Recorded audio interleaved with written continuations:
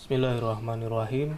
Di dalam kitab Silsilah Al-Ahadits As-Sahihah yang dikarang oleh Muhammad Nasiruddin Al-Albani pada jilid 2 mujallad Ats-Tsani, di jilid 2 mujallad Ats-Tsani, yang diterbitkan oleh Maktabah Al-Ma'arif Ar-Riyadh, diterbitkan di Riyadh, Arab Saudi,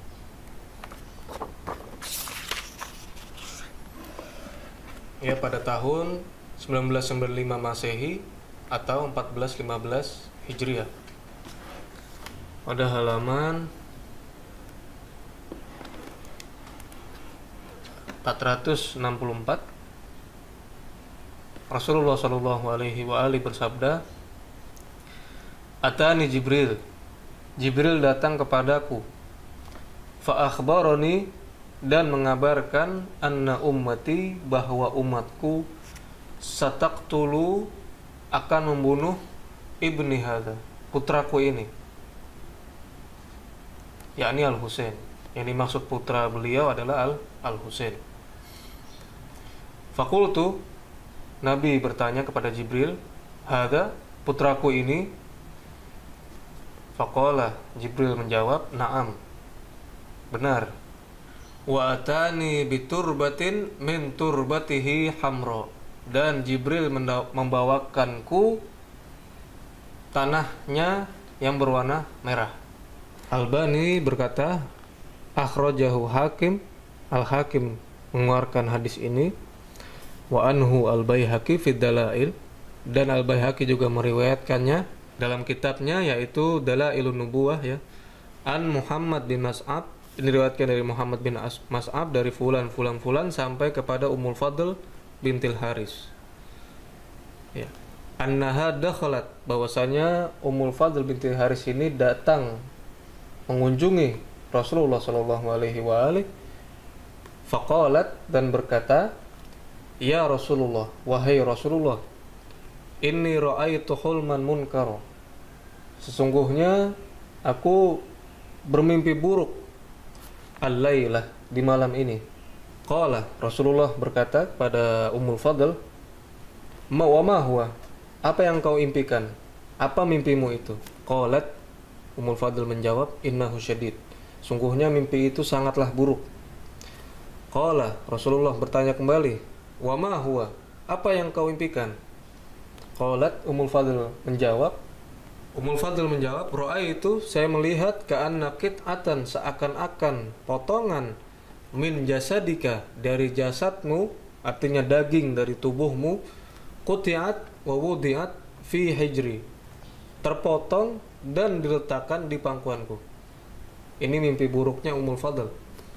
Faqala, Rasulullah sallallahu alaihi wasallam mentakwilkan mimpi Ummul Fadl.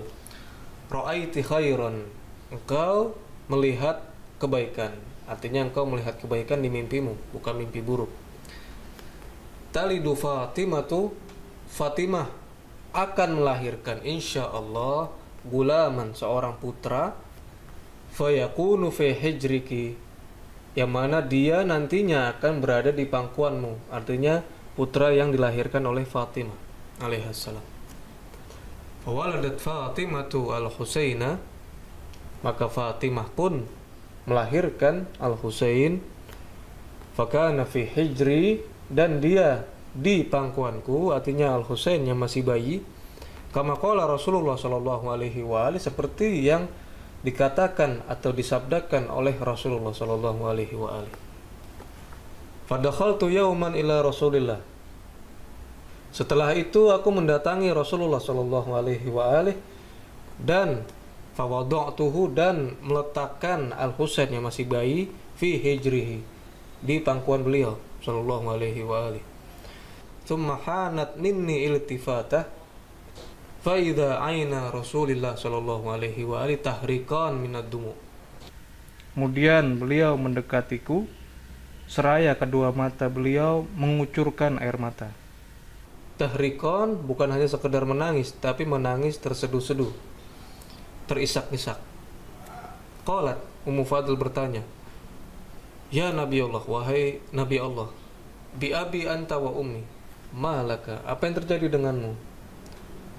Kemudian Nabi fadzakarahu, kemudian Nabi bersabda, hadis yang sebelumnya ya, wa atani, bahwasanya Jibril datang kepada beliau dan mengabarkan bahwasanya umat beliau akan membunuh putra beliau tersebut, yaitu maksudnya adalah Al-Husain dan seterusnya seperti yang setelah dibacakan tadi. Waqala, maksudnya waqala di sini adalah Al-Hakim mengomentari hadis ini, hadis yang dari Ummul Fadl ini, sahihun, hadis ini sahih ala syarti syaikhain, sesuai syarat Bukhari dan Muslim. Nah, Imam Zahabi mengomentari hadis ini, bal munqati'un dhaif. Imam Zahabi berpendapat bahwasanya hadis ini munqati, artinya sanadnya itu ada yang terputus, dhaif dan juga lemah, artinya riwayat ini tidak bisa dipakai hujjah. Qultu, akan tetapi Albani mempunyai pendapat lain, lakin akan tetapi lahu syawahid, hadis ini memiliki banyak jalur periwayatan, syawahid adidah, tashhadu, yang membuktikan li syihhatihi, bahwasanya hadis ini sahih. Jadi Al-Hakim berpendapat hadis ini sahih, Al-Albani sahibul kitab silsilah yang saya bacakan ini berpendapat hadis ini sahih. Di sini membuktikan bahwasanya menangisi cucu Rasulullah Shallallahu Alaihi Wasallam merupakan sunnah beliau, sunnah Nabi. Poin lain yang dapat diambil dari hadis yang disahihkan oleh Albani ini adalah merupakan dalil terhadap orang-orang yang selalu mempertanyakan mengapa Al-Husain alaihi salam tidak menuruti saran para sahabat yang melarang beliau. Artinya melarang beliau pergi ke Karbala. Seakan-akan para sahabat ini tidak mengetahui bahwa kepergian Al-Husain merupakan hal yang telah dikabarkan oleh Rasulullah Shallallahu Alaihi Wasallam jauh-jauh hari.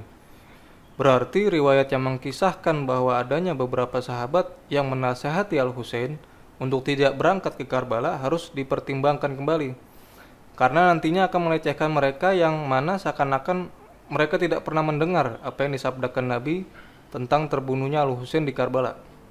Dan yang lebih berbahaya lagi, jikalau Al-Husain alaihissalam tidak pergi ke Karbala, maka hal ini menjadikan sabda Nabi SAW tidak terbukti kebenarannya, dan hal ini mustahil terjadi. Wassallallahu ala sayyidina Muhammad wa ala alihi at-thayyibin at-tahirin walhamdulillahi rabbil alamin.